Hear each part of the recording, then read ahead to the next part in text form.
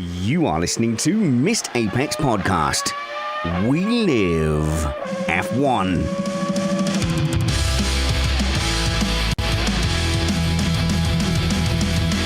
Welcome to Missed Apex Podcast. I'm your host, Richard Reddy, but my friends call me Spanners. So, let's be friends. Now that the football is over, we can concentrate on what really matters, and that is getting rid of all chicanes in F1. And I've also decided I now want to get rid of all the hills in F1 as well. But we are going to cover all the news because I've lost track of who is in charge of every team. So I'm sure my panel will help me rediscover which of the 5 team bosses that has moved is now in employment with another team or has indeed gone off to start a pub, to open a pub. We'll watch the rest of the week's news with close attention as well because Mick Schumacher is now the reserve driver at Mercedes, and also we have some more details about the women's series in Formula One as well. But we are still an independent podcast produced in the podcasting shed with the kind permission of our better halves. We aim to bring you a race review before your Monday morning commute. We might be wrong, but we're first.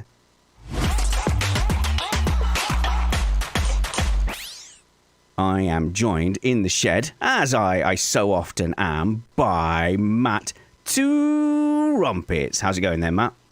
Williams is furiously denying rumors I will be their next team principal. Well, okay.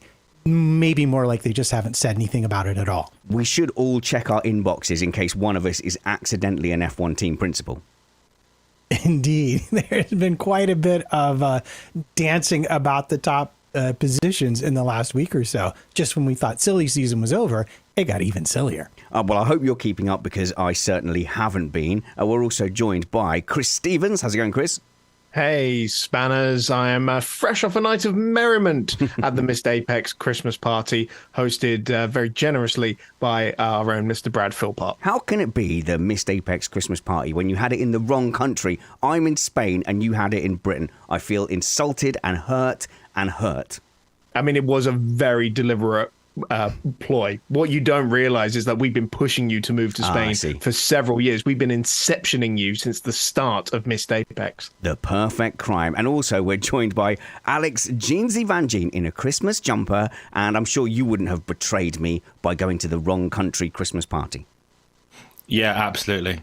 Considering my best mate hosted it, so yeah. It was a mega fun night drinking daiquiris made by our race director Rich Malden and tequila slammers supplied by you. Yay, my tequila got there in time. And in time now is the news, and that's coming to you right now.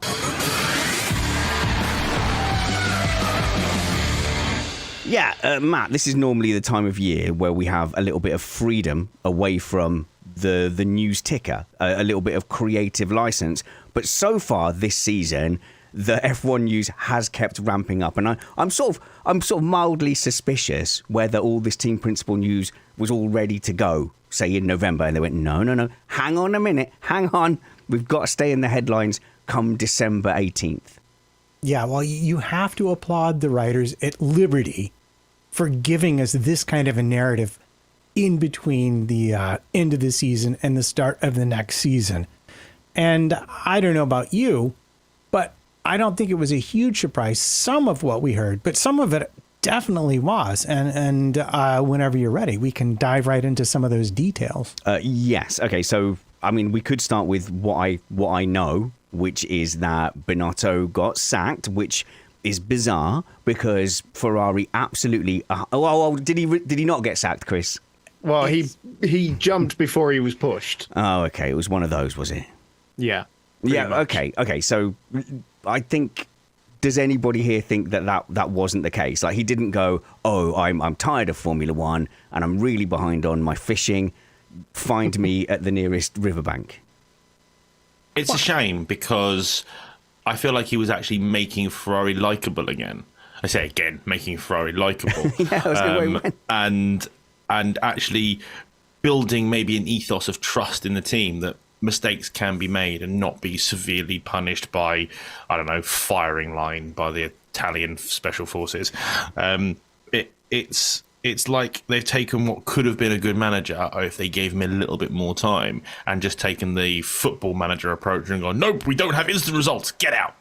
It's a really good analogy, Chris, because they came out and they specifically said, no, we have full confidence in Mattia Bonotto. He's not going anywhere. Bonotto himself came out and said these rumours are just, silliness from the Italian press. So the first thing I want to establish is I don't want anyone coming back to us at rumour time saying, well, the teams have said that's not true, because there are several teams now on the grid who will just out and out release a press statement that says a lie. Call it what it was. It was a lie. And you're a PR guy, Chris. Like that, you can't do that too many times, can you? That's quite a nuclear option. Well, the idea that there's a speculation in the media, that response from the team to say, no, this is not true and we're not going to respond to any of the speculation, is the equivalent of getting an out-of-office automatic reply from someone. There's very rarely any meaning to it at all.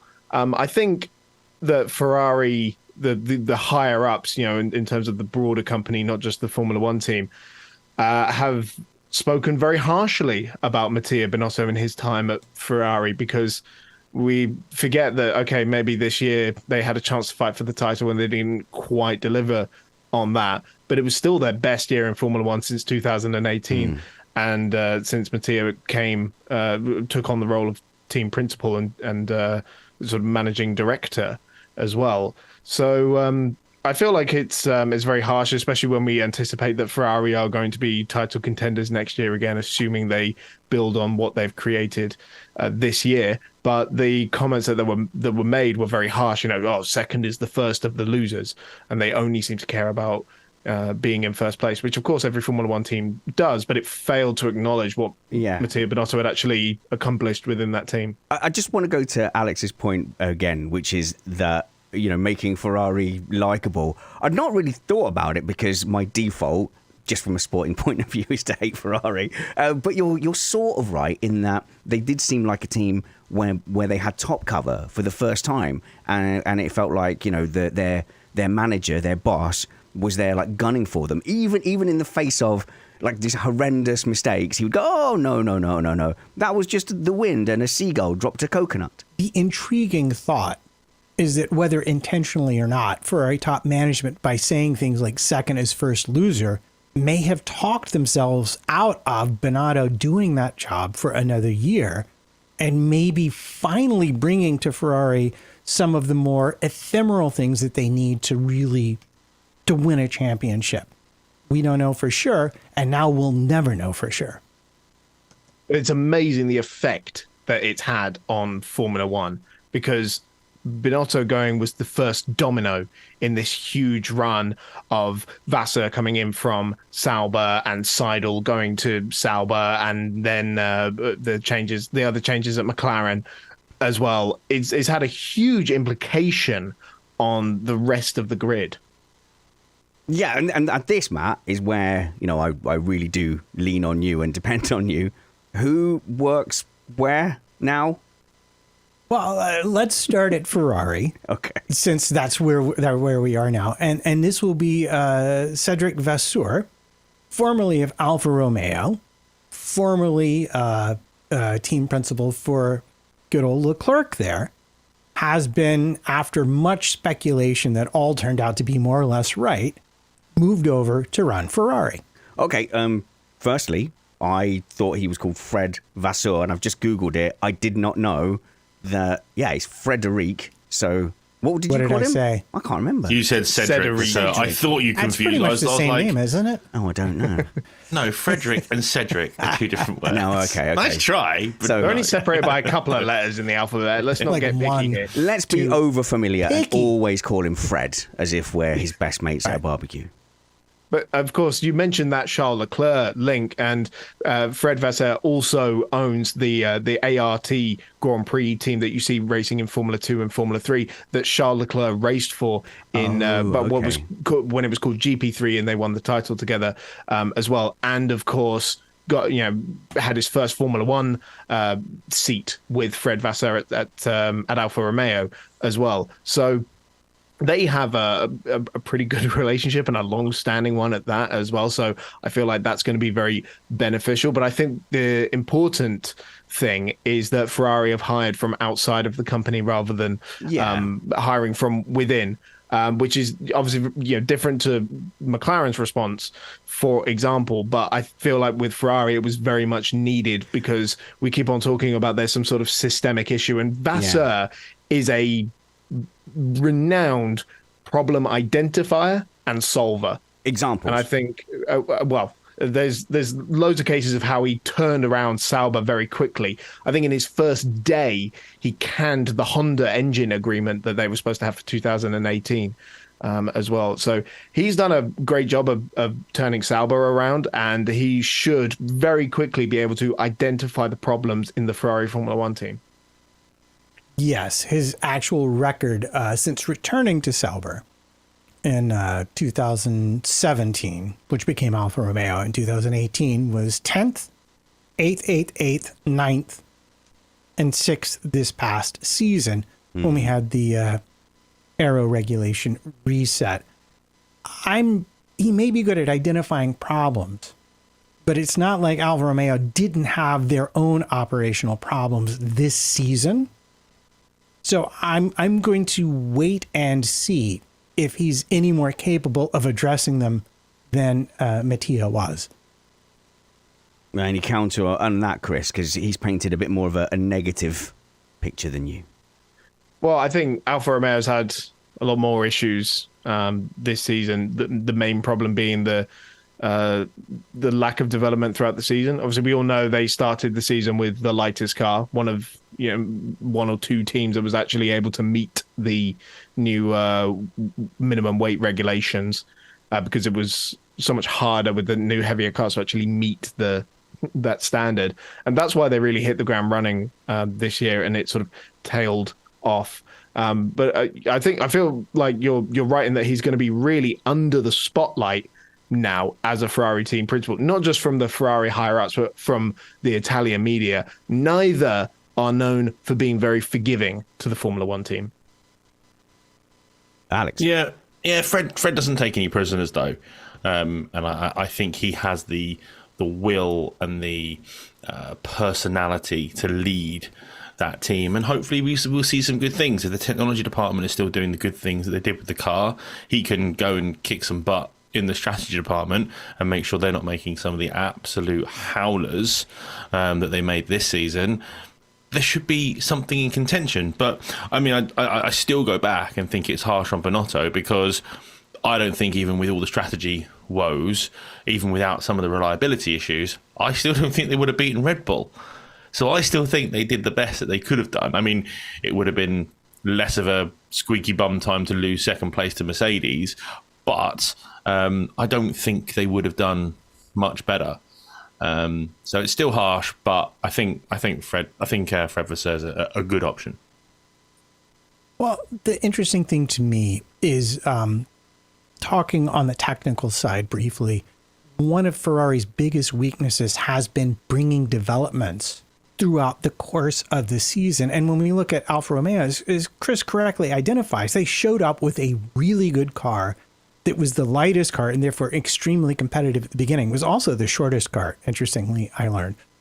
But will he be able to, in fact, help Ferrari do better with their development, which is an area that even Binotto this season certainly didn't meet that bar? Well, I would love to know how much time Mattia Binotto was still putting into his previous role as technical director, which he was never properly replaced for when he became team principal. Yeah. So obviously now I think they have to put someone else in that role specifically. And I think it will be interesting to see how that changes as well, because by the sounds of it, Binotto was trying to juggle two roles there. And interestingly, he's not quite the same job as Binotto either. So the worry that I have is, and now I just need to explain, there are certain people who are specialists in nothing but parsing Italian media and Ferrari. That is not me. I'm building on their work here. But according to those who really study the issue, he's taken on slightly different titles, which might mean there could be more involvement from above, from the Benedetto Vigna and from the Elkan level, which may not make things better since neither of them are Formula One, I guess, born and bred, for lack of a better word. The last thing I think I'm curious about with Vasseur going there, if you say it's because of or was helped because of a link with Charles Leclerc, then how does Carlos Sainz feel about that? That must make you a little bit on edge, Chris, mustn't it? If the new boss is coming in and he's already best buddies with a guy you're already struggling to stay on pace with. Well, no, but Fred's a straight shooter. He's not going to suddenly go in and prefer, just because of that relationship anyway. If he starts spanking him in the standings, then yes, he will do something about that. But he's not going to go into race one saying, yes, Charlie's my favorite, and Sainz, you can have the rubbish strategy today. I don't think anyone's under any delusion that Charles is the favorite in that team anyway. Yeah. And I do think Carlos is close. And I actually think they're one of the best pairings on the grid. So I think any team boss coming in to try and upset that dynamic would be making a really, really big mistake. Because I think Carlos struggled a lot at the beginning of the season. He was much better towards the end of the season. I expect him to be even better next year. I don't expect him to beat Charles on outright pace and race pace over the course of a season. But he'll be close, and that's what Ferrari need. They need two drivers on their team who aren't going to fight and aren't going to argue, but one is clearly quicker than the other. But Sainz is a better strategist and is able to look at the bigger picture in the race more often than not, whereas Charles just seems to go for speed at the risk of going off sometimes. France would be a good example, whereas Sainz has extra elements that balances the effect. I think Carlos has a stronger head than Charles. Yeah, Charles is still very self-deprecating, and I think Carlos knows what he's capable of, and doesn't want to accept anything less than that, but won't outwardly force that one. Okay, so I think there's two slightly different challenges with those two drivers. I think Carlos Sainz is fighting for his position in the pecking order of Ferrari. Charles Leclerc is a step ahead and is already fighting for his position in F1 history and for titles. So I think I'd be hard-pressed, I know this will upset you, Matt, to compare those two. I think Carlos Sainz, career-wise, is a step behind Leclerc. Leclerc's already done the work of coming in and being the cuckoo and elbowing Vettel out of the nest. It's up to Sainz to do that now. He's still got that mountain to climb. But I think Alex is right. No one's under any illusion that Leclerc's the number one. Yeah, and this is a situation that, if it can be properly managed, will be good for Ferrari, because they will score more points. And with a strong second runner, as we all know, you deny your closest rivals important championship points, which is what it's all about. I think Carlos admitted in an interview, he was like, no, Leclerc absolutely handed me my rear end at the beginning of the season, and I really had to go back to school to figure out where those tenths were being lost. But I feel like I figured it out. And the good news for the both of them is it seems like the rumors are that the power unit issues have been solved, and they're going to be able to turn it back up to the tune of 30 additional horsepower. And aerodynamically, they already had a good car. And if they solve the issues they had with it in the second half of the season, they're properly on for being another contender next year. 100% agreed. And there was some driving technique that Charles worked out quite early on in the 2022 cars to do with the balance. And it took Sainz a little bit longer to figure that one out. But you saw once he did, he started to hit the ground running, first pole position, first race win, and things like that. And it's interesting what you say, Spanners, about how he's been in Formula One quite a bit longer than Charles, but in terms of his career, he is quite a bit far behind because he spent much longer dealing with the midfield teams. That stint at McLaren as well, via Renault as well. Whereas Charles pretty much hit the big time quite early on, and Sainz is only just getting into that position. But you can see him use those extra years of experience now that they're alongside each other. Yeah, I think you're referencing the technique he was of crossing the throttle and the brake to get the car to turn in properly. Right. Okay. So before we go on to like what is going on with the rest of the team principal drama and where that puts everyone else, because there's now a bunch of teams without a boss, as far as I can tell, until presumably Alex tells me what's going on with the rest of them. The first question I have for you, Vangeen, is, you're old as well. I've just found out today, even though you've been doing this with us for like 6 years, today you said like I'm 38, and I was like, ooh, gross. Where's my young dynamic panel gone? Why have I just got a bunch of old guys? Yeah, when I joined, I was young, thin, and doing lots of racing. Which is the reason you had me on, because I was the only one in the panel that actually had any racing experience. Who had touched the steering wheel. You were magnificent, Vangeen. Look at you now.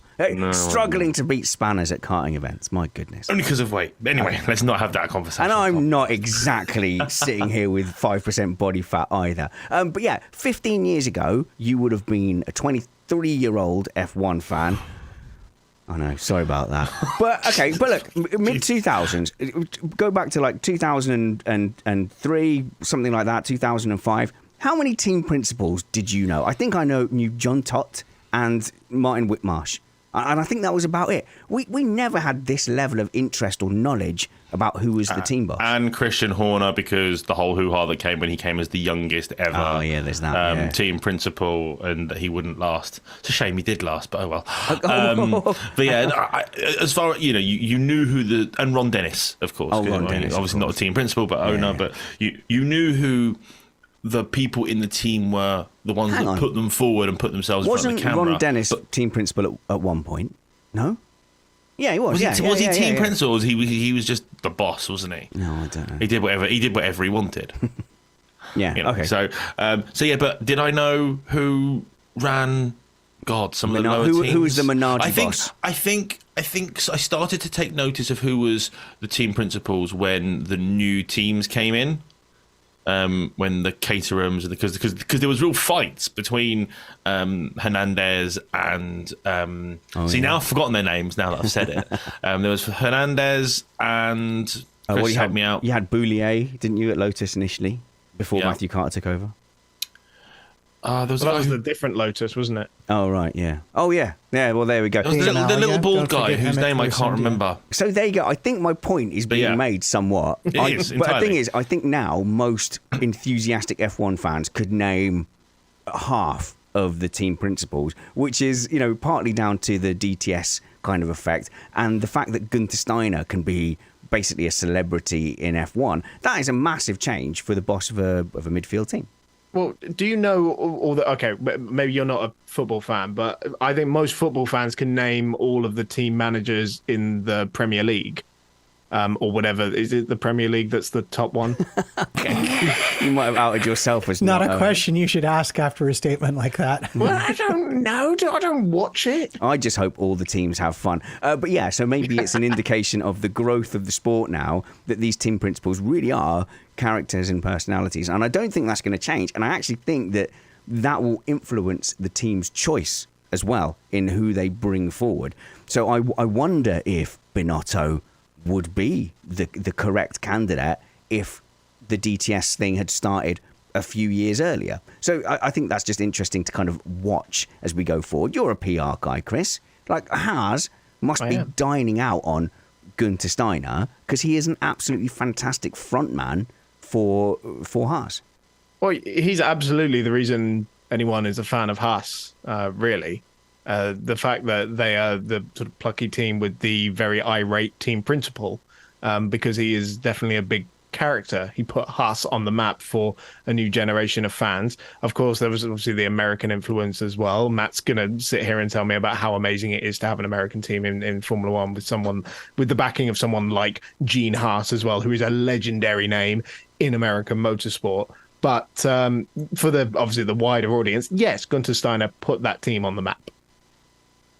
I'm sorry, between Magnussen's quips in his first go-round and Grosjean's fireball. That was 4 years after the team entered the sport. But still, I'm just saying, yes, Steiner helped, but it was a team effort. That's all I'm saying. I'm sure you're right. It was a team effort. But I think if we look back to this era of Haas and we were to do a looking back at Haas, the origin story in 10 years' time when they've just picked up their 4th world title, we will definitely look back at the Gunther Steiner years. It definitely helped that they also had one of the dodgiest sponsors in Formula One history. Oh, yes. That was definitely a good story for them. Anyway, Vangeen, who has been left without a team boss then? So Alfa Romeo, Sauber. And Williams. No longer has a team boss. Williams no longer has a team boss. Help me with this shuffle. But we had Andreas Seidel, who was the McLaren team principal, who has gone to be CEO at Alfa. And I don't understand what that role is. No, so it's CEO of the Sauber Group. Oh, right, okay, so not directly the F1 team. Well, no, it is because Sauber runs the team. Alfa Romeo is just a name. It really is. Yeah. It's basically title sponsorship. That is still very much the Sauber team. And it will be, even when Audi come in 2026, and it will be sort of Audi Sauber. I don't know if they'll keep the Sauber name on the tin, but in all the documents, it will still be Sauber. But crucially, there isn't actually that team principal role that Fred Vasseur also filled. He was CEO and team principal, whereas Seidel has just come across as CEO. And the important thing about that as well, is that this Binotto exit and Vasseur move into Ferrari has fast-tracked the plans to bring Seidel across from McLaren anyway. The plan was for when his contract to McLaren ended in 2025, he was going to go across to Audi, and they were going to promote, and McLaren was going to promote Andrea Stella into the team principal role, which is what has happened 3 years in advance. What this is proving from Spanners' face is this is really complicated and confusing. It's not complicated. It doesn't make much sense. However, the thing we need to wildly speculate is who's getting those roles. I have no clue. If I'm brutally honest, who's going to come in and do those roles? What would be awesome would be if Sebastian Vettel took a team principal role, because that would be mega. No, because I think my crack is doing a fantastic job in general, and you can clip that out for your to your heart's content. Okay, no, I need to take stock here. So, Sauber doesn't have a team boss anymore at Alfa Romeo because Vasseur's gone. Seidel is now the Sauber CEO. Does he turn up for the team principal briefing, Matt? No.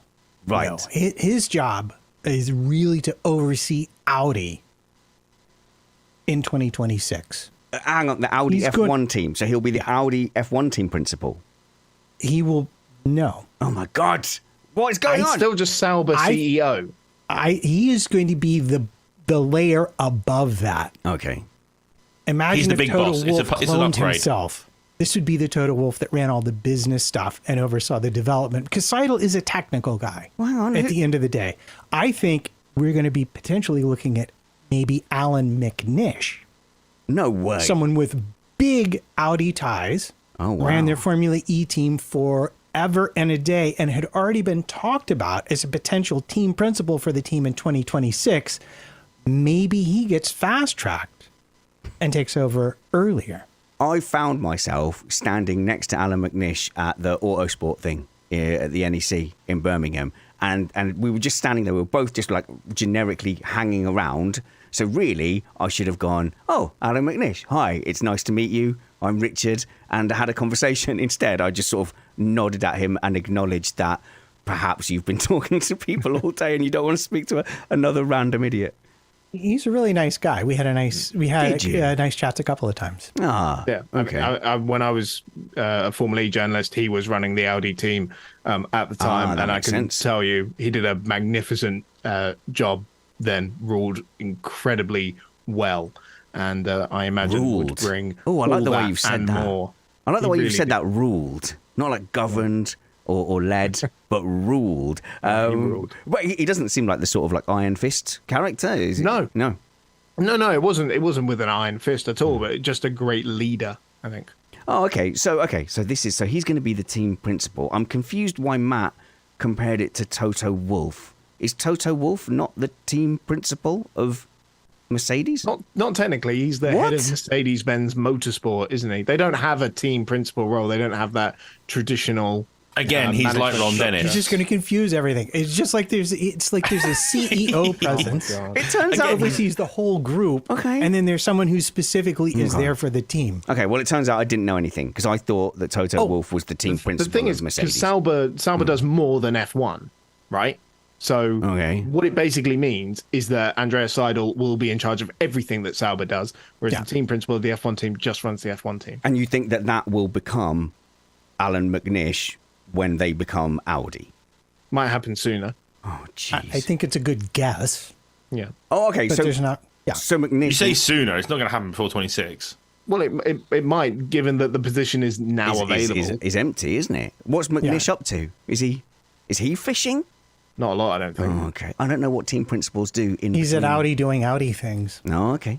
So there's every chance that Alan McNish could turn up as the team principal for team principal interviews on press conference day with Seidel as his overall manufacturer boss. All of that being set up for Audi to come in 2026 to be the title sponsor, or maybe a little bit more than the title sponsor for the owner Sauber. of that team. So they will own Sauber, not like Alfa Romeo just putting their name to it. No, there will actually be proper investment and partnership with this. It will be a works team. This will be a not works just team. Glorified title sponsorship. Well, yeah, because Audi's actually bringing an engine as well. Oh, okay. I didn't know this either. So that will be like a Right, Spanners, this is why 4 months ago when it was announced, I tried to get you excited about it, and you were like, "Oh, it's not happening for 4 years. I don't care about it's boring. Exactly. 2026. So hang on, are they going to be like a proper works team or like Renault?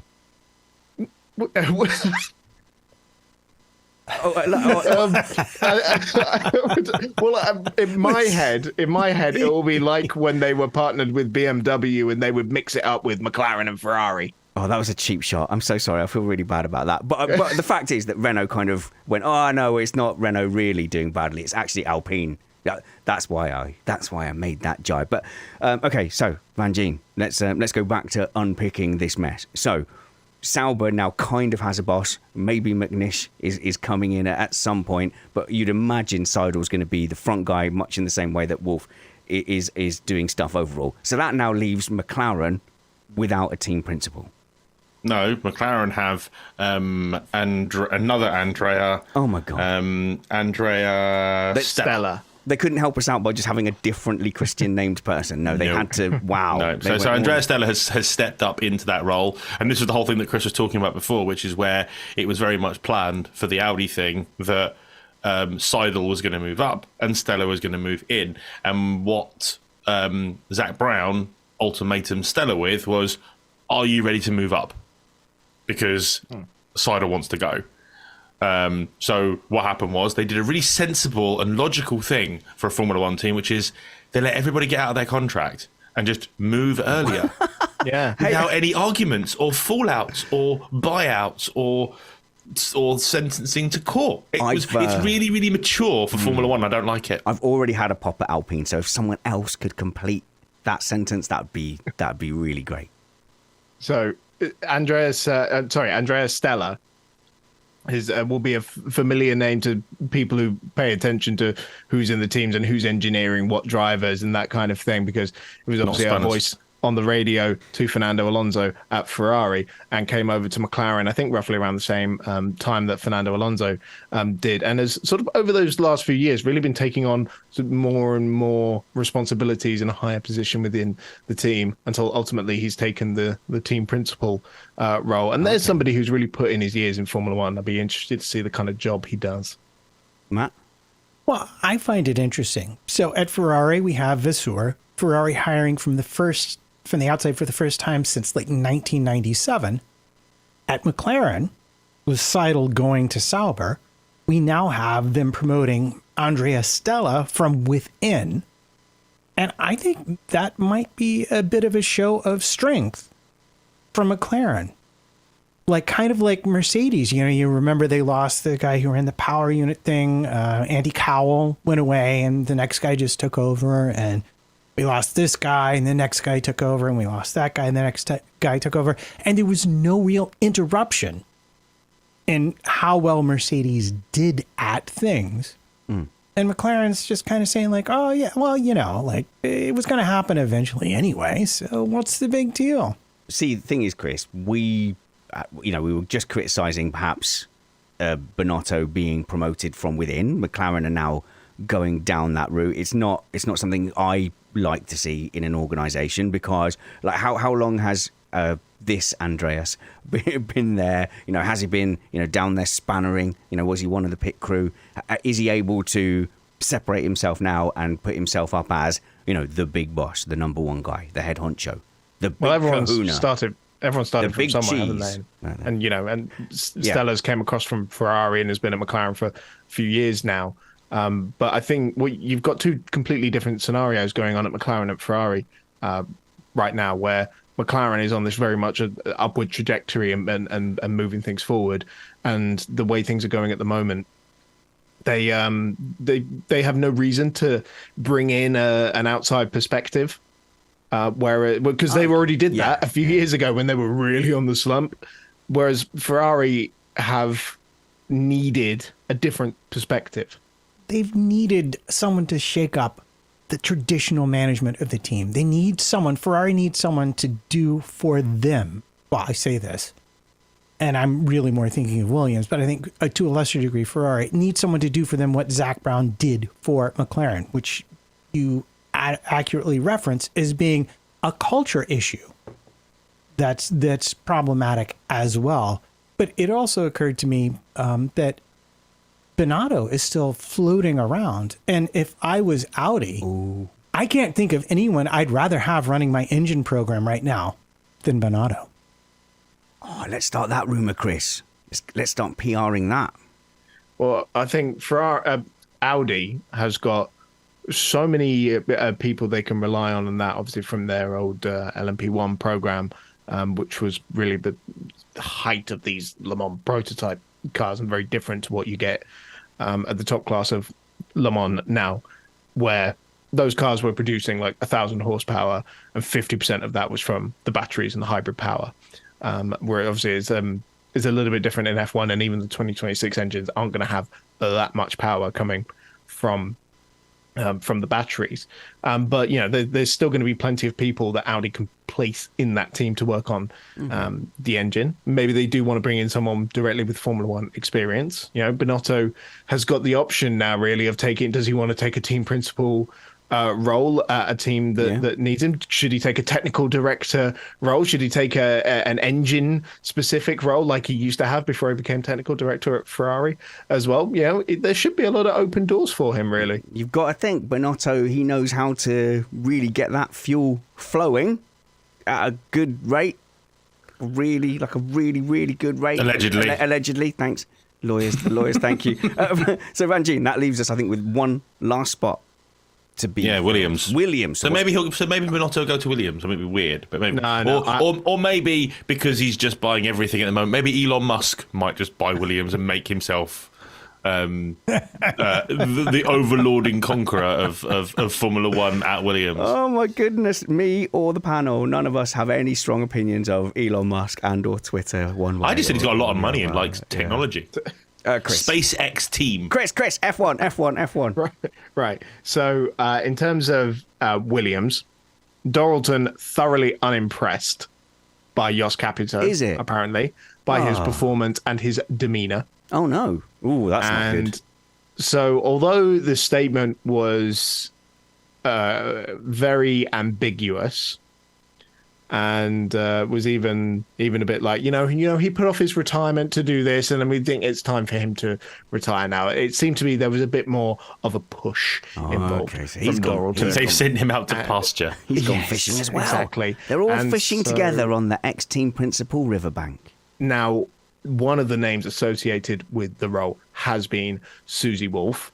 Of course, Mercedes tied in with that team as well, and its way into Formula E as well, where the Venturi team that she ran was a Mercedes customer team, and that's how she got involved with that, being married to Toto Wolff, obviously. But also with Williams, that was the team she was a test and reserve driver for several years as well, and had her first free practice session with as well. So there's a lot of places in there that just kind of seem to fit quite nicely, actually, and I think it would be a very popular choice and a very good move for Formula One in general. And she did a good job running that Venturi team as well, it must be said. They were one of the top teams on the grid. Yeah, but is that a job you'd really want? Because taking the worst team. I think it's a bit of a poison chalice. Because I think we can go back to Paddy Lowe, the weirdness there. I think much more so than at Ferrari, I think it seems there is a culture issue at Williams that needs to be solved. And if you look at the people who have not been able to solve it, some of whom have pretty good pedigree. I mean, Jost Capito, for all his eccentricities, quote unquote, was no slouch. He won championships, many World Rally championships. And as a boss, you'd think that would be respected. And yet, I see it written that, the problem might not have been at the top here. The problem is still fundamentally Williams doesn't agree with itself. Okay. Dan, that I think neatly brings us to the end of the team principle discussion. I hope that everything is as clear as mud to you as it is to me. But I think my overriding takeaway from all of this team principle chat is that I care. I'm trying to understand who is the team boss, and I don't think that I would have really been in that position 10, 15 years ago. And I'm also astounded to find out that Toto Wolff isn't the team principal of Mercedes, because I really thought... do you know what this reminds me of? This reminds me of, Chris, when they brought in the whole director of football role in soccer in England, and then you suddenly go, he's not the real boss. But do you not remember when Mercedes did all their sort of management restructuring, and it was director such and such and executive director such and such, where it was all just a management structure, and they gave them different titles when ostensibly they didn't really mean an awful lot. And Toto, because the traditional team principal role doesn't really exist at Mercedes at the moment. And I'm not going to argue with it because they've won 8 world championships. No, it seems to work for them. Let's look at some more news. Big dirty news.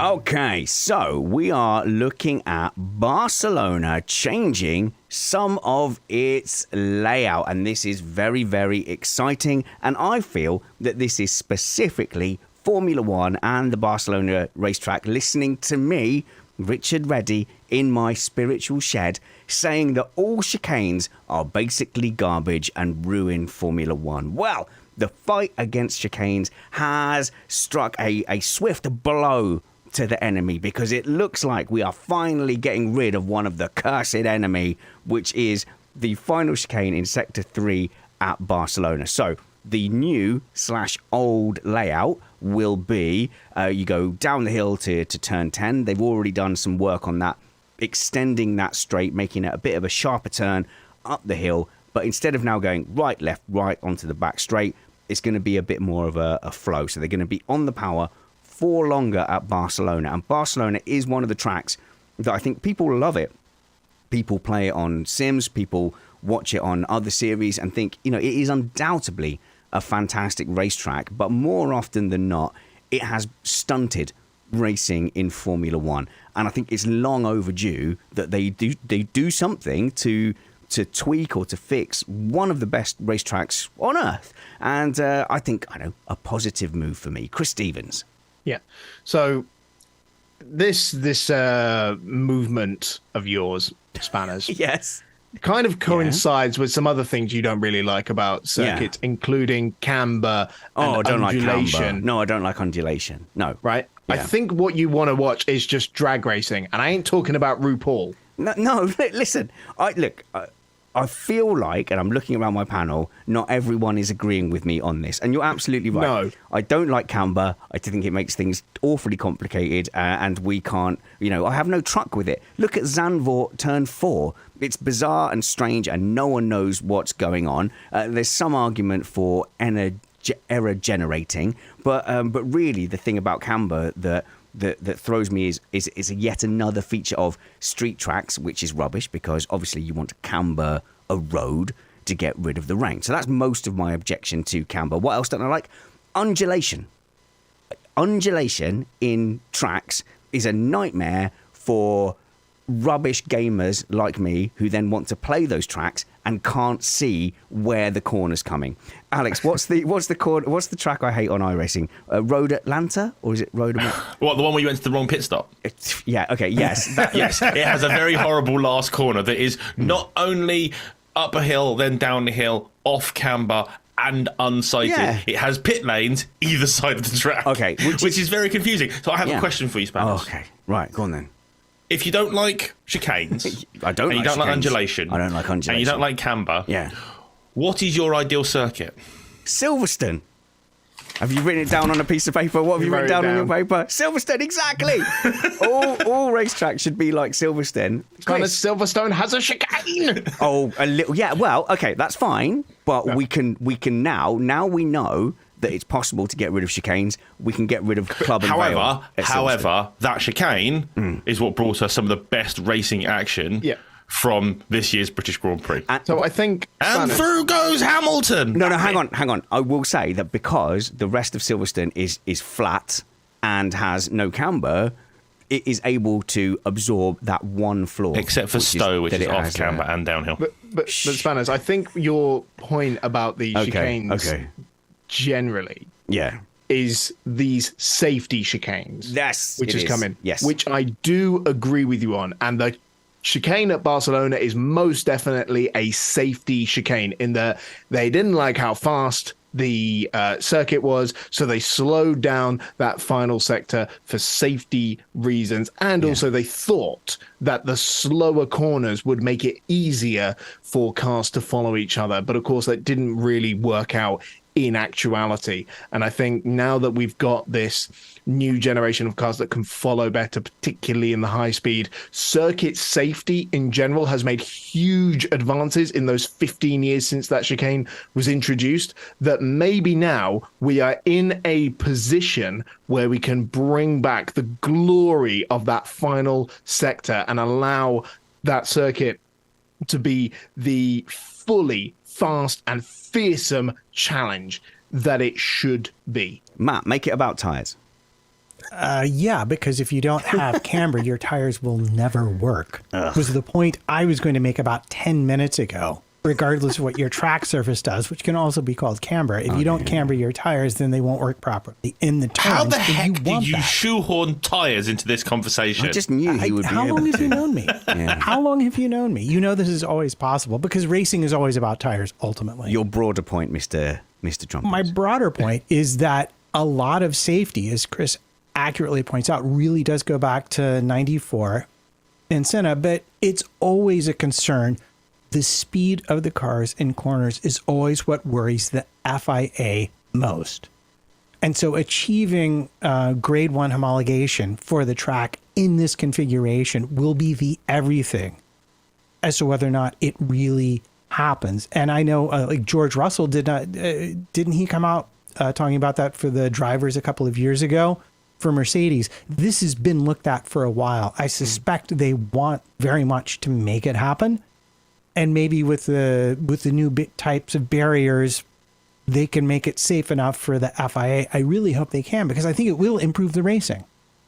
Yeah, so it must be said that this is the circuit itself looking to push to get this grade 1 homologation for this specific layout of the Grand Prix circuit with the nice fast final sector. And then it will be up to specific race series or promoters which layout they actually want to run. Of course, the other big thing they need to consider is MotoGP and bike racing, because there was a fatal accident there in 2016. Well, now you made me feel bad. it's when they moved away from using that fast final sector to using a version of the chicane and a different version of that chicane. Chris, sorry, not meaning to underplay the seriousness of that at all. And whenever you tune in, I don't like it as like a sport for me to watch, but whenever you see clips of it and the things those guys put themselves through, it is absolutely incredible. There's no doubt that those guys are motorsport gladiators. But why can't they use a chicane and F1 not use a chicane? They can now, but if they but here's the thing: the advances they've made in the safety anyway with the additional gravel traps, they have gone back to using the old version of that sector. But FIA and for bike racing is FIM homologation are two very different things. Alex. I mean, the issues always were with that long corner was also the prolonged load. So it was more about making sure tyres don't blow out. But I don't think we've got that issue anymore. The thing is it wasn't even the case that they've put a chicane in there. They put a bad chicane in there. Because the problem with that chicane is it's super tight coming out of a slow corner anyway. So you get into a slow corner and then get into the chicane, which is difficult to get across. So overtaking into there is very, very difficult. You have massive sausage curbs on every single point of the corner. So it's almost like it's walled in as well. And there's a massive sausage curb on the exit. Okay. So you can't even, get a good run on somebody or cheat. But the problem is what it does is it doesn't bring the cars closer together. It actually brings them further apart, because by the time you have got out of the corner behind somebody, they're well on the throttle up into 7th gear and down the straight, and you've got no chance. We will now see how powerful they're going to... The problem they're going to have now is controlling how powerful DRS is going to be. Yeah, but we are going to see some stunning racing there now. And this is all assuming that goes ahead. So just to prove... it's not guaranteed, is it? To prove I'm not chicanist, because I am going to talk about which chicanes we should definitely get rid of. What's that, Alex? Sorry, there's one more point I wanted to make.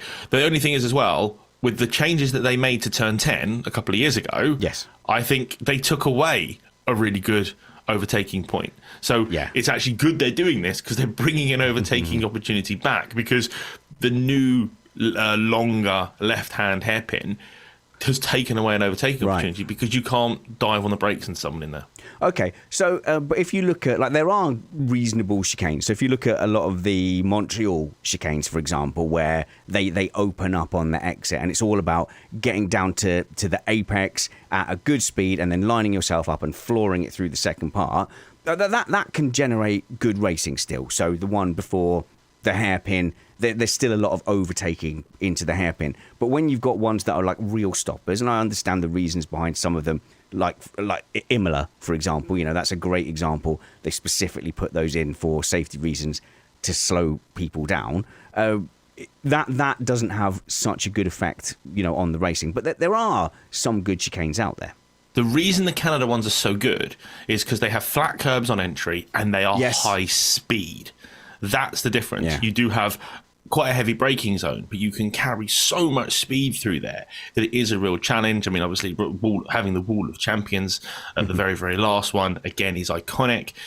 So that works really, really well. The chicanes at the Tamburello corners in Imola came in for, obviously, very good reasons.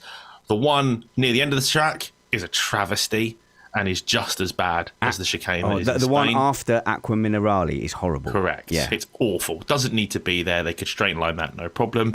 Lots of people in the chat are talking about getting rid of the first chicane at Monza. Oh, yeah. Let's do that. Okay, deal. So look, F1's clearly listening to us. They've got rid of the Barcelona chicane. And this is, Chris, we can do it. We can get rid of the first Monza chicane. We can do this. The trouble is that chicane is such an action point, and you get such it's rubbish awesome action. moments. It's rubbish action, Chris. I'm sorry. No, it's people just climbing over each other, and it's awkward. I agree with both of you. Oh, okay. But this is where it comes to a good chicane versus a bad chicane, where they have the space there to open that chicane up, where it is still coming down from 380 kilometers an hour.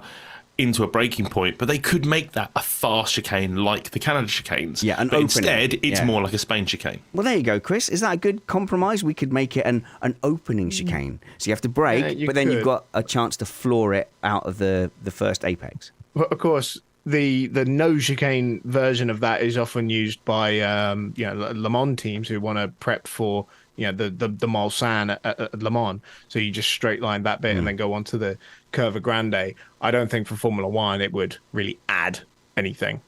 It would make the Curva Grande eater. It wouldn't. It would still Might be flat do. out. You don't know. I do know. You've stayed quiet on this, Matt. It's just I'm being highly entertained in my head, making jokes about the chicanes in Spain fall mainly on the plains and stuff like that. But okay, good. But look, there's loads of chicanes we could get rid of. I think the point that I'm sort of driving at is the original reason for the safety chicanes still relevant? So is there any opportunity to go, well, maybe we can look at F1 as a whole and go, do you have the same safety concerns you had in 1994? Therefore, do you still need that chicane or that version of that chicane? So it's worth saying not every safety chicane came in 1994. No, they all came in Barcelona exactly in 1994. The Barcelona one, for example, came in 2007 or 8, if I remember rightly. Okay. But obviously, every circuit has a unique set of circumstances. Tracks like Imola, they're a lot harder to mess with because of the just topography of where it is. Whereas Barcelona, they have a lot more space to be inventive and come up with new solutions. And of course, the new safety technology available to the circuits as a whole now as well is obviously has made a big difference. And I think is now we're at a point where we can start to review a lot of the circuits. Okay, which brings me neatly on to getting rid of all undulation. So the live chat in the Slack group, and thank you to the live chat, patreon.com/Missed Apex. If you'd like to be a patron, they are pointing out that I am a big fan of Interlagos, and that they are alleging has some undulation. But there is a key difference here, Alex. You're good at it. Well, yeah, I am good at that on iRacing. But do you know why? It's because of the visibility. And so my main motivation is to get rid of all undulation just so that I will have a better experience on sims and racing games. It's entirely selfish. So somewhere like Brands Hatch, where you go over the hill and you've got to pick your apex point. One of the best corners in motorsport. I mean, it is pretty spectacular. I'm not going to say that, but you have to pick your apex point completely blind. Same as my complaint at Road Atlanta, and Interlagos does not have that problem because it's laid out in such a way. It's basically on a hill, isn't it, Interlagos? So you can see those apexes. All the climbs are pretty steady. So it's essentially, it doesn't have any undulation that interferes with anything. If you go to like Portimao, where you've got undulation where you're basically being launched into the sun, or you can't see anything at Portimao. Exactly, or Mugello, you go, well, what? Okay, I can see that there's a challenge for the drivers, but what does that add to the viewer? And what does it do for middle-aged men that want to pretend they're race car drivers in their studies? It's almost like you don't think racetracks should be designed to challenge the drivers so we see the best out of the best drivers in the world, Spanners. So you really think like a hill, like it challenges a driver, but at that level, at the very top level, there isn't an F1 driver that can't pick an apex over the hill at Portimao. Latifi at Suzuka. Oh, Latifi, why are you throwing Latifi at me as an argument point? What's going on here? And that was a chicane, but you went early. I'm thinking that the likes of Carlos Sainz and Leclerc and Lewis Hamilton and Verstappen, they very quickly get used to this blind apex, and it's not even a factor for them. So you want F1 to be accessible to billies? Yeah, exactly. Well, no, that is words on the podcast. Okay, so Billy is apparently a term from like Brad and Kyle and Alex that means a muggle, basically. We're racing muggles. The thing is, Spanners, the reason your point falls flat and is wrong. Flat is exactly flat. Exactly. That's what I want. Yeah. Is the two best circuits in the world without contest, and I won't hear anything different, is Suzuka and Spa. which are full of undulation, full of off camber, full of wonderful, wonderful corners that thread throughout the scenery. And I know you love both those circuits, so you can't even argue with me. Hang on, wait. Let me see if there's any way back from this obvious flaw in my arguments, because Suzuka is absolutely wonderful. And this is why I'm no racer, and I'm not pretending that sim racing or playing an F1 game makes me in any way knowledgeable, or what did they say on Twitter? Wheel knowledge. You've got no wheel knowledge or whatever. Wheel skills. Wheel to wheel. Yeah, because you're not because you haven't actually turned the wheel around, you haven't got any wheel knowledge. But you have these days. But exactly. You try your hand at a sim. Exactly. You're handy in a go-kart. I try. Yeah. So and you love Buckmore Park. Buckmore Park is really undulating. it's basically a hill in Kent. So so that's why I say, and I really encourage people to get involved with any kind of racing. Oh, and by the way, I've had loads of emails recently. I'll just give it a quick answer that they've said, if you want to get into sim racing, what is the setup you should go for? Okay, so I'll just quickly say this. If you've got a sturdy desk, go for like the Logitech G29 or 920, something like that. That's a great entry point. It clamps onto your desk. You can put the steering wheel the pedals underneath your desk, and that is just enough to get the wheel turning. Move the monitor much closer to your face than you would imagine. Would like literally put it on your face and then go racing and try it out. And that will be the gateway drug to spending all your money on sim gear. I've forgotten the original point because now I'm just excited talking about sim racing. But yes, so we've all agreed, get rid of all hills. That's fantastic. I think Spanner's lost that one. I didn't think you'd all cave so quickly. No. So yes, we were talking about Suzuka, of course. And when you play these games and you go on Suzuka, you will get a much better feel of the undulation, say, into Degna 1, Degna 2, than you will ever get from watching it on TV. Because, and the S's. Yeah, Degna 1 is something where you just have to just shift you're not really braking. You're using the brakes to put the weight onto the left-hand side of the car so that you can go downhill into Degna 2, and that experience of I can't hit the brakes hard because going downhill, that will be detrimental. Therefore, you just have to drag the brakes to move the weight around. And that is exactly the same as if you're going into the downhill section of a kart track. Very often, instead of hitting the brakes hard, you're dragging the brakes just to give yourself the right weight and momentum to go into a corner. And here, that ends my sermon on why you should play a racing game.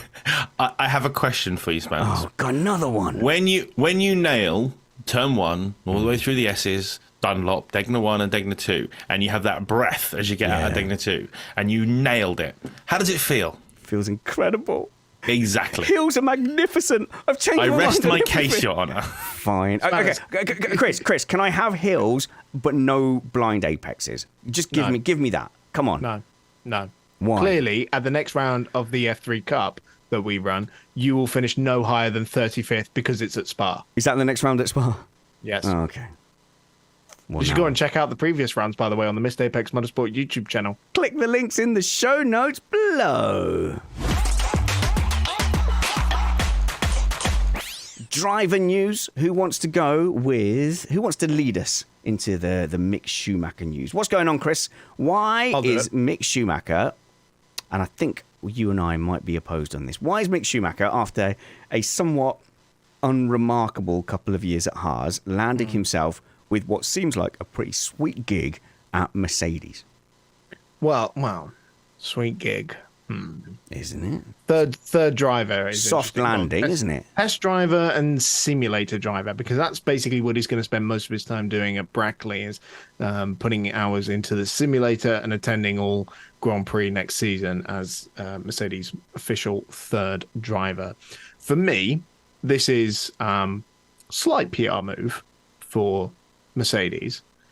Because it's great to have the Schumacher name back at Mercedes. Of course, his father, Michael Schumacher, also drove for Mercedes after driving for Ferrari, and Mick's ties to Ferrari are now all cut. But for me, this seems more like Mick's strategy to try and get back into Formula One in 2024, potentially with a Mercedes customer team. I am going to slightly disagree with you. I think, first of all, I'm going to disagree with Spanners. I don't think he did any worse than anybody else. I mean, he scored the same number of points as Tsunoda did, and somehow he got demoted, and Tsunoda did not, and is now running a team, apparently. But more to the point, what I want to say is that Nick DeVries not only got a drive with Williams this season, being the Mercedes reserve driver, but also got a seat fitting at McLaren when Lando was not feeling well. So if I had to go any place on the grid and not drive a Formula One car, I'm thinking Mercedes is actually a pretty good lateral move for me. Because Ferrari are clearly done with him, aren't they? And Red Bull don't trust even their own juniors, so there's no way he would ever get a drive in any kind of Red Bull affiliated team. And so Mercedes is obviously the best option for him. Okay, so I'm going to take some slight issue there. Just a little bit, just a little issue with your Tsunoda comparison. No, to Matt. Don't worry, Chris. Don't worry. I fully agree with what you're about to say. It was a ridiculous thing to say, Matt. Look. What? They scored the same number of points? That is factually true. Right, and there are so many things just wrong with that statement, Chris, though. if you do that, they scored the same points. It's just true. There's nothing wrong with it whatsoever. Chris, do the legwork. I'm sleepy. Okay, fine. Let's be honest. Mick should have scored 3 or 4 times as many points as Tsunoda scored, given the competitiveness of that Haas at the earlier point of the season and how AlphaTauri failed to deliver any kind of performance at any point in 2022. I think that overall, Haas scored 2 more points than AlphaTauri across the whole of the season. So say what you will. But isn't that point scoring is that Tsunoda only vaguely in a percentage. Okay. But isn't Haas's points total affected by perhaps Mick Schumacher underperforming? And the fact that he crashed in any situation where he might have been scoring points. That's not entirely true. He had 2 big crashes the early part of the season, and then really it was only that end lap in Brazil at the far part of the season that was a crash for him. He had reliability issues, as did Magnussen, because they were running that entirely reliable and never had any problems Ferrari power unit in their car. Yes, this is true. But if you look at it as a second-year driver against Magnussen, who, scored a podium in his first outing ever with McLaren, I think scoring about as many points as Tsunoda did against Gasly is probably not it shouldn't be a death sentence. No, well, look, okay. I'm a little bit lost on the comparison specifically to Tsunoda, and I'm suspecting that there's a Schumacher fanness that I've not detected before, Matt, which is absolutely no bad thing. But I'm really hard pressed, Chris, to think of Schumacher's time in Formula One and think of anything genuinely impressive that's come out of that. And I'm only saying this because there's no need to stick the knife in. If he's been dropped by Haas, that happens. This is the pinnacle of motorsport. There's no shame in getting a 2-year shot at F1 and it not quite working out. Like that's a magnificent thing to achieve. But the soft landing in what is a good opportunity, as has been pointed out, as the Mercedes reserve driver, or even being associated with Mercedes F1 as a driver in any form, is somewhat surprising to me, because I would not look at his performance at Haas and go, you should then go to the 7-8 time world championship team and now be like fully embedded in that team. Well, like I say, it's a nice PR move for Mercedes, isn't it, to have Schumacher in that team. And we know that they've moved around a lot of their drivers because they don't have Stoffel Vandoorne and Nick de Vries as their drivers anymore because their Formula E program has ended. And they've both gone on to do very different things. And I think haven't they just cut ties with Esteban Gutierrez as well? Gutierrez was in the news recently, wasn't he? Yeah. I can't remember why, but maybe there was. They need to fill that role. So why not take somebody who can just do laps in the simulator and do a good job at it? Well, and has won the F2 championship. And again, I will point out, it's not so much saying that Schumacher is the best thing since sliced bread, but more saying that, if you look at his first year, they had the car that they didn't even bother to build.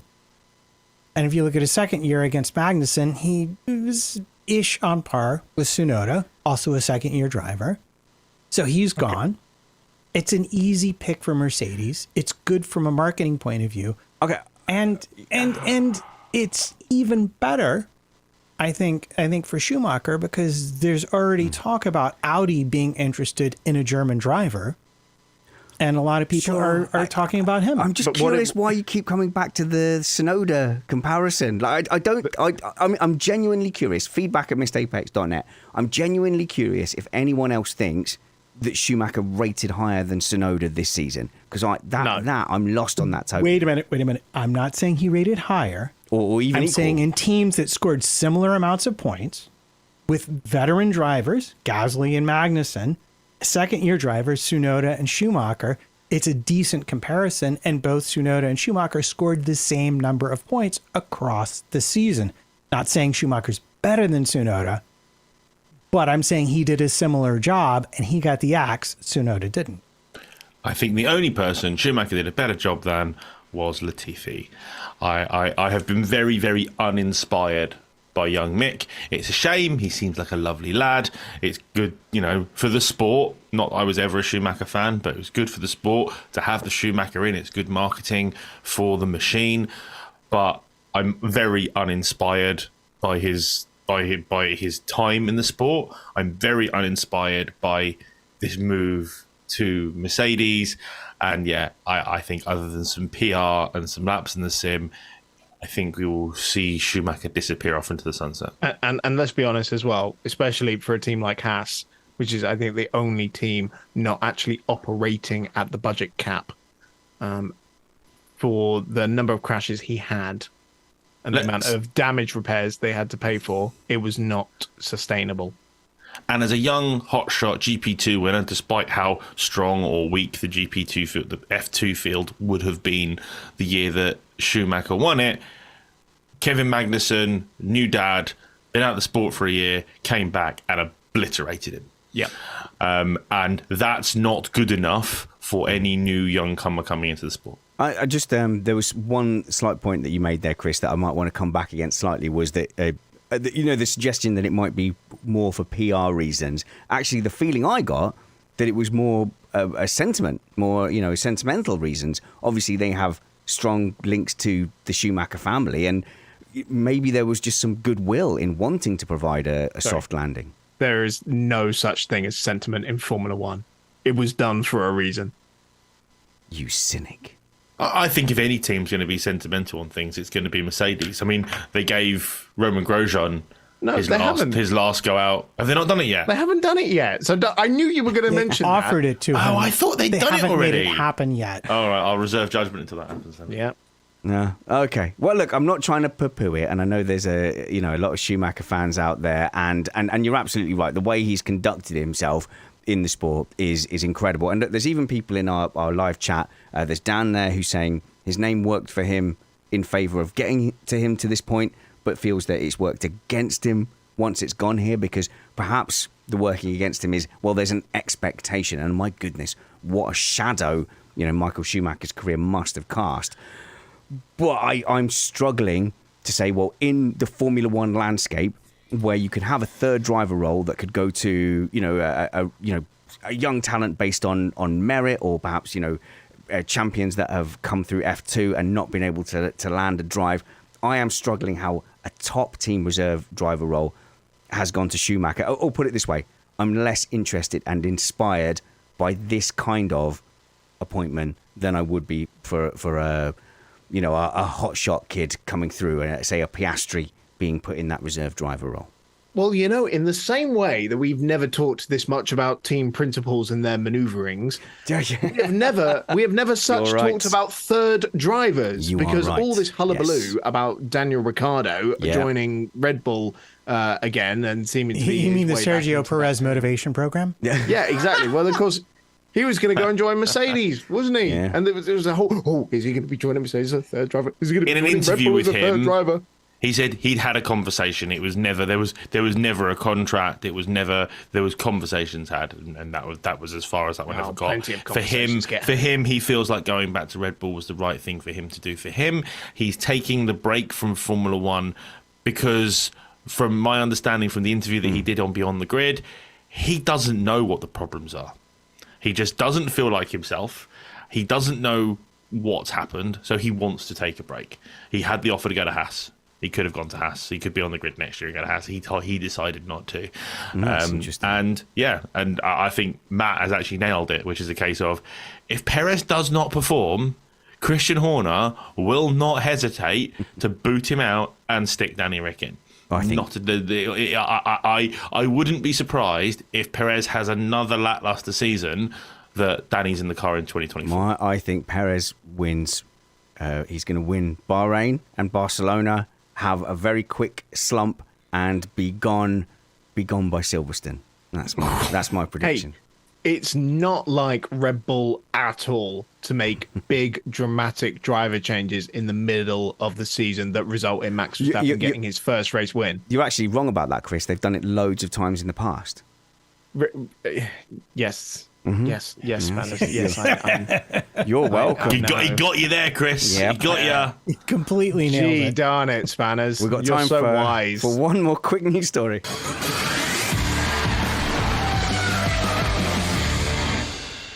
Matt, Andretti? Tell us all about that. Well, it just popped up in my feed that there was a big press conference in Indianapolis about the breaking of ground for the new Andretti Motorsports global headquarters, which is going to be in Freedom Units, 575,000 square feet, and cost $20 million, I suppose, which is, $200 million, my bad, which is like 10 times what your normal IndyCar facility costs. And it's because they still very much have their eye on the Formula One prize, as well as participating in other forms of global motorsport. And if you're thinking, I haven't heard much about Andretti lately, well, maybe that's actually not a bad thing. Maybe there's finally some adults in charge there who understand that what you really need to show to the other Formula One teams is that you have enough money. Unlike, 2013, 2012 was at HRT and the other Lotus and so on and so forth. Caterham, yeah. To bring value to the show. And they have that now. They've partnered up with this guy, Mark Walter, CEO of Guggenheim Partners. They own the Los Angeles Dodgers. He's one of the 500 richest people in the world, and apparently can show up not only with the money for the dilution fee. That was a $200 million. Yeah. I don't remember what the so that's to come in as the 11th team. But also with the billion or so dollars, it's estimated that you're going to need to have a proper Formula One car that can be competitive.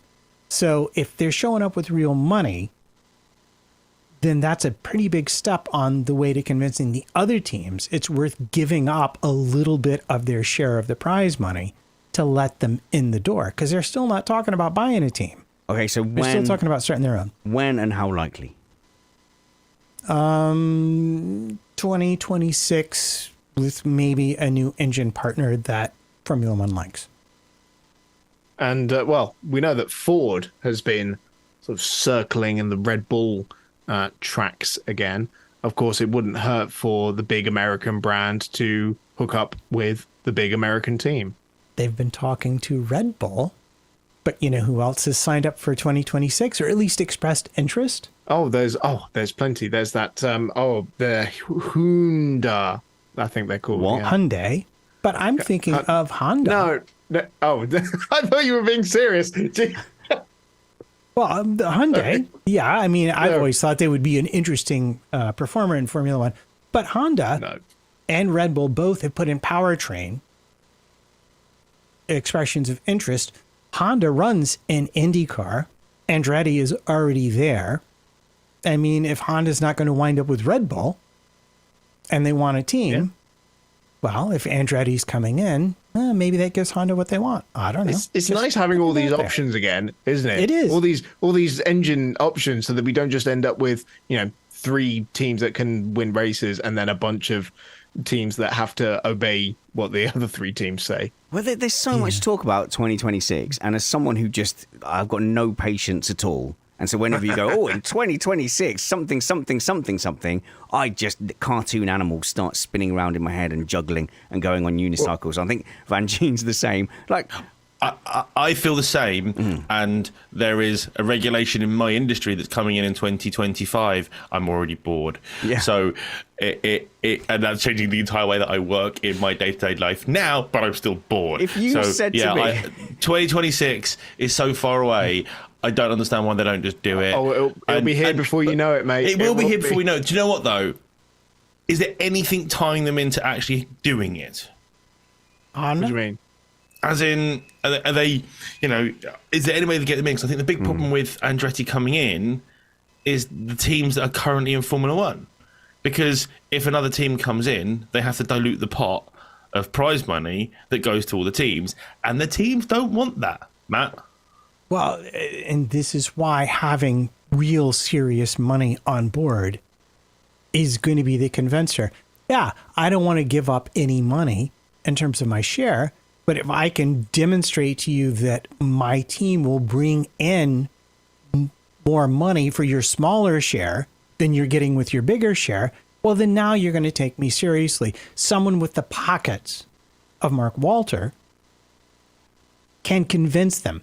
I will spend the money on marketing, on selling in the United States, on increasing the market share of people who look at your cars to make it worth your while to give up some of your prize money to me. Because that has been up until now the missing step. The team that comes in as the 11th team or the 12th team or the 13th team, which I think is the maximum anyone would really want to see. No, 15. Or... You're bonkers. You and your ills. Yeah. If they really, really don't want an 11th team, what's stopping this big money company that wants to buy sort of for fund Andretti buying Williams? Because what direction are Williams taking at the moment with Doralton? Doralton have got money to keep them in the sport, but they're just going to keep propping up the table. Would Doralton take a massive buyout from $1 billion company to get Andretti on the grid? Maybe. Honestly, like, I'm still not convinced. If you said to me, Spanners, you're definitely going to die in 2026, I wouldn't lose a moment's sleep. That is so far away. I don't care. But can I interest you in something that's going to happen earlier than 2026? Please, as long as it's not my imminent death, crack on. Well, Aston Martin has been showing the media around its new and developing factory, and the first car to benefit from that will come in 2025. There you go. And they are also the first team to announce a launch. So yes, the first F1 launch of 2023 will be Aston Martin. I don't even care about that. I think it's way too soon. It's going to be a digital livery launch. That's what they're all going to be this year. This is the thing. Because this year we had a new generation of cars, they had to put something new out. And even then, we were still fascinated by all the little bits on this new generation car. What the teams will do now is what they do every other year, because it's a stable set of regulations, is they'll just put the 2022 car out there, put a couple of bits on it and the new livery, and that'll be it. But the new wind tunnel is also coming to McLaren. Don't forget. When? Oh, yeah. Same 25. Year. 25. That'll be the first car to benefit from it. Lads, you're not getting it. You're not capturing me with your 2025 stuff. But okay, it's interesting that Max will be a 5-time world champion by that point. Okay, now you're just trying to upset me. Please, guys, go and follow all of my panel except Alex Vangeen, who you can find on Twitter by searching for Alex Vangeen. It's spelled like Van and then Geen, which is kind of weird. But the link... Go for it. No, you're going to advertise that thing I don't want you to advertise. And you can also watch me and Brad uncut. It's like Missed Apex, but uncut with lots of technical problems on a Wednesday night. Is it safe for kids? No, absolutely not. Okay, then. Okay, don't listen to that filth then. Okay, so Brad and Alex are on basically a rebel tour called Full Chat, when you can catch that on Brad's YouTube channel. But go and follow Alex in the links in the show notes below. What I think is a podcast will not be linked below because what? We basically say all the things that Spanners won't let us say in here. You're not selling it. Anyway, follow Alex in the show notes below. Go and follow Chris at Chris on Racing. And Do that. oh my God, you've got such a cool media profile now. You're really marketing yourself. You're a commentator, a presenter, a podcaster, a PR guru. Where does it end? It ends pretty soon. I don't have many talents. All the ones that I do have are the ones you've just listed. So that's about it. But I am very good at those things. So check it out. Twitter and Instagram, Chris on Racing. It's rubbish. All the things you're good at are just saying things out loud. You'll never make a living that way. This is so true. I make a living from speaking and typing. Things that everyone can do. So go and follow Chris at Chris on Racing in the links in the show notes below. You can follow my friend and co-host at Trumpets. You can follow him in real life, and he will tell you on Instagram the places he's playing live if you happen to be in New York. So search for Matt Trumpets on Instagram and Facebook, and Instagram. at MattPT55 on Twitter. Yep. I'm pretty sure Matt PT55 everywhere except for Facebook, where I'm Matt Trumpets. So, come and find me. Oh, that's good. I will be your friend. Oh, and I'll be your friend as well. Go on, And then Matt, I'll be what were you very saying? tedious about all sorts of things. Yeah, your Instagram feed is literally just lots of pictures of trumpets. And occasionally. Was that a trumpet in the background just there? That was not a trumpet. That was a very loud exhaust. Okay. Yeah, and occasionally other things. But yeah, I was going to say, mostly cake. trumpets. Your daughter's cooking. My daughter's cooking. Yes, that also gets featured. But don't forget to follow me on Twitter at SpannersReady. After all, I am the best one. But until next time, which will be a couple of pre-recorded shows. So I think we're getting Alex Brundle on for you next week to talk about the feed series and how can you gain an advantage on the F1 ladder. Plus, we can't confirm that other guest, Matt, can we? But we might have something special lined up for you as well. We'll have some techie thing for you, I suspect. Excellent. And then we're going to do some kind of New Year's prediction show, which will be a prereq that will come out on New Year's Day. And then we will also, I think Catman is talking to us about a quiz. Who's up for being part of the quiz? Anyone here? I don't want to be an active participant if that's okay. I won the quiz at the Missed Apex Christmas party, so I will happily partake. Maybe I'll just produce that one and let Catman be the host. But wherever we see you next, work hard, be kind, and have fun. This was Missed Apex Podcast.